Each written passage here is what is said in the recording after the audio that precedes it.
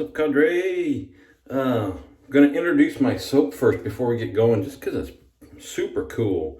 This was sent to me by Brian on the Shaving Cadre. Super cool. Thank you so much, man. Check that out, huh? It almost doesn't matter what the soap is like when you got cover art like that. So this is Granuaile. Is that how we pronounce this thing? Got to look at my note cards here. I am a professional after all. Yeah. So by Murphy McNeil. This is only my second soap from them.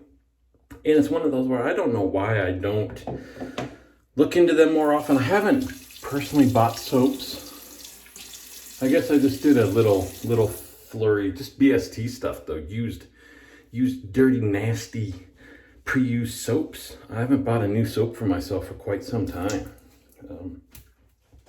So anyway, it's just one of those, I don't know why that I'm not looking at the brand too much, but I got the old peepers on because I wanted to read from their website the basis of this soap. So when Grace O'Malley was young, she begged her father to join him on his seafaring expeditions. He declined, explaining that her long red hair would get caught in the ropes. The next time he saw her, the hair was gone and she was on her way to becoming one of the most fierce women in Irish history. Bald Grace, or Granuaile, was how she would become known throughout history. For decades, she was the pirate queen of Ireland, plundering the seas, fighting the English, and even meeting Elizabeth I in her bare feet and dressed as an Irish chieftain. There you go. So that's what they base this. And plus, I mean, that's cool, right? It's not just bay rum. It's not just apricots and whatever. You know, anyway, so Granuaile is dedicated to this legend, featuring notes of gunpowder, white leather, aged oak, and ocean aquatics, meant to bring you back to a different time of gritty battles on the high seas. So the scent profile is just what I thought was amazing. Got it all smushed up in the authentic Irish battle copper bowl here, using what I think she would have used, just a badass brush as well. Let me make sure I get the wolf whiskers. What was I saying? Here we go. So off the tub, the scent, it was good. I was hoping for more. The scent off the tub is maybe a 3, maybe a 4, pretty light. And when you hear gunpowder and you hear leather, I'm like, yes, please. But what mostly came out on from the nose in the tub was the aquatics. And that's what I'm getting now. So just FYI, for those of you that know soaps such as Ghost Town Barber, that's in your face, or what's the Gearhead is the one that I have that smells just like gasoline, something like that when they talk about gunpowder and leather. This is not going to be it, which I think would have been super cool. I like the polarizing sense if I like them, but I like when manufacturers kind of go out on a limb there and do stuff that maybe not everybody would like. This, many people would like. The aquatic notes are amazing. If you don't have it, you're kind of hosed. Where is it? Tom Ford Oud Mineral. It's a beautiful, beautiful scent. And there are some shave soaps that kind of harken to that. This one, I think might, well, I wouldn't say the closest, but I like as much as that, because the aquatic notes are tough, right? Because they're subtle. I think it's kind of vague. So to me, what I get as aquatic is just kind of and it's even tough to explain. An ocean breeze, a little bit of salinity maybe. And I'm trying to, I say it's hard to explain, now I'm trying to do it and I can't, because it's like water. What does water smell like? It's not chlorine. Anyway, this is spot on. I don't really get much, any gunpowder in it. The leather would be like almost what I want to say. And did it say white? It said white something. I would say white leather, even though that's not a thing. But that it's not a warm, rich kind of scent. It's more of if it's in the distance. That's it. She's standing on the bow of the ship. You're in the back. You're getting the ocean breezes. And from her leather coats, it's adding just a little something. There you go. Gotta dig it. So it's whipping up a beautiful lather. Murphy & McNeil is good soap. That's why I said I don't know why I don't think they're not on the lesser expensive end by any means. But a lot of the good soaps aren't. And that's a whole nother debate. We're not going to get into that because Barber Dave doesn't like it when I see shiny things and get off topic here. So, showed you what we were using so far. I was trying to think of what badass razor I would use. The first thought always comes to the RX. The Asylum RX. Not using that though. I guess maybe I could have like an axe, but what I thought of when I opened the drawers, I saw this dude. Short little stubby, like a mace, kind of just, like a warhammer kind of.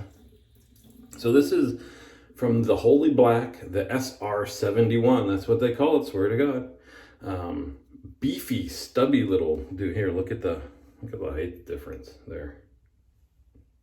And in it, normally I would use a Wizamit or a feather, but again, in honor of badassery, using the Wilkinson sword, razor, or blade, which I'm a little hesitant about, but I'm going to tough it up. I mean, if she can handle it, obvs, I can.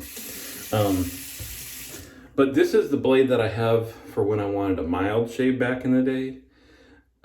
Look at that. Oh, wouldn't that be? Should we do it without soap? Should we? Let's do it. All right. Let's try. This is nuts.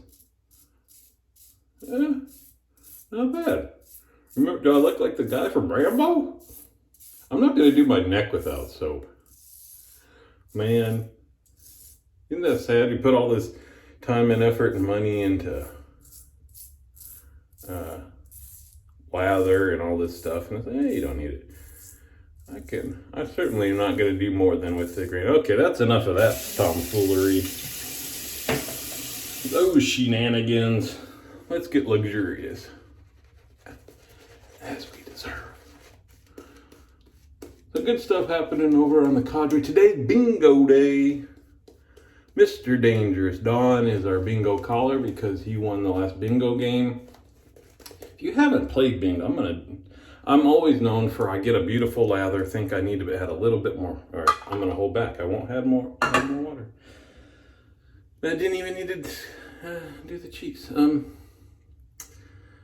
Normally, whoever's calling the bingo game, which is always the person that won the last one, will hide calls or just stick them in posts and things like that. So it can go anywhere from just in your face, here's the call, to here's some white on white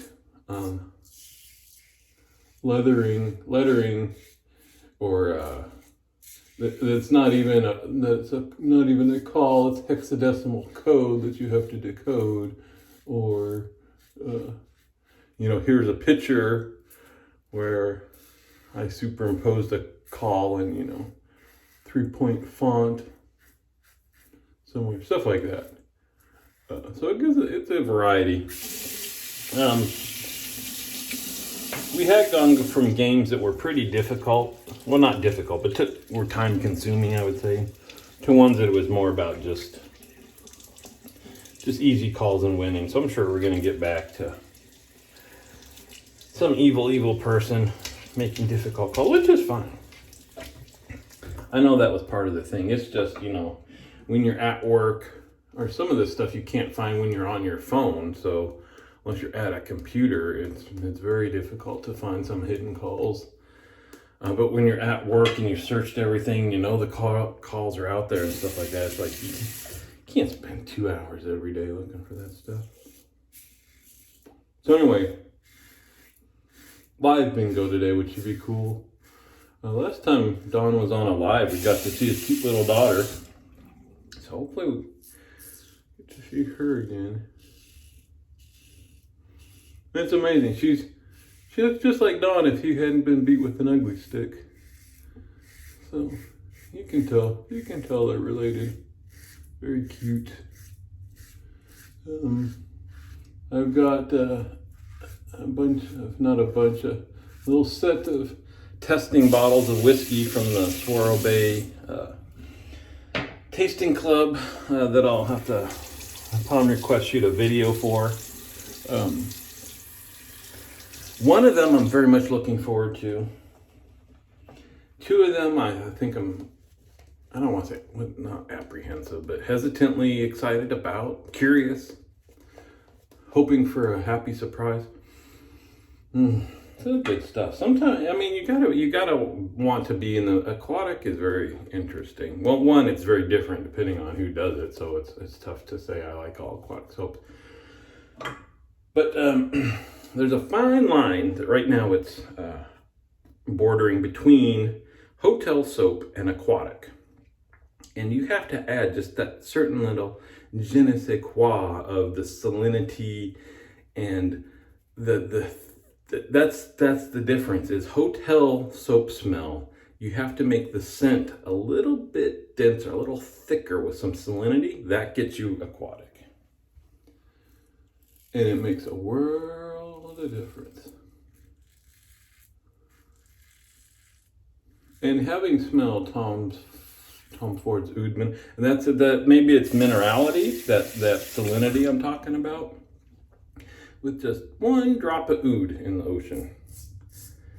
Maybe that's where some of the richness comes from, the thickness in the scent. You can't really pull out oud, but I could certainly see. And now shaving it, that's when it really explodes into beautifulness.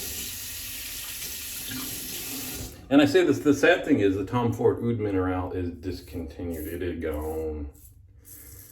And I really, my first thought was to go buy what I could find because I love it. But I really try not to do that with shaving stuff.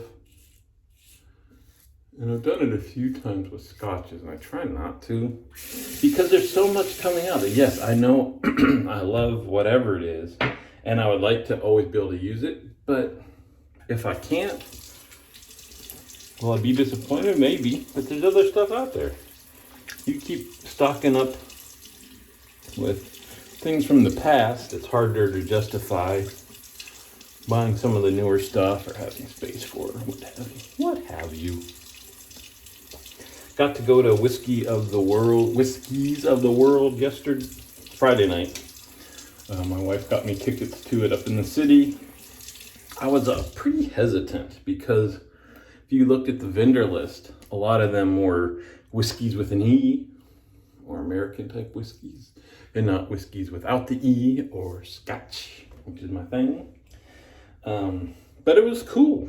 It was cool. Got the VIP, of course, where you got to get in earlier than general admission, which was cool because there was, at the very beginning, there was like almost nobody at the tables. So there's no wait or very little wait. Interesting mix of people who like really knew their stuff and what barley strains they were using or this or that versus people like, oh, my friend just asked if I could help them pour and I really don't know. But it was cool. It was cool. I trying to think of my memorizer is not that good. I took some pictures. Some of the highlights for me, just in terms of what I liked, were Kilchoman. I love that distillery and their bottles. I know she's Irish, but she's badass. She would not be drinking Irish whiskey. She'd be drinking Scotch, which she stole. And she'd drink Kilchoman because the bottles are they look like cannonballs. The more you know. You didn't know you were going to learn this much about her history, but I know. Okay, what do we rinsed out the brush, rinsed out the bowl.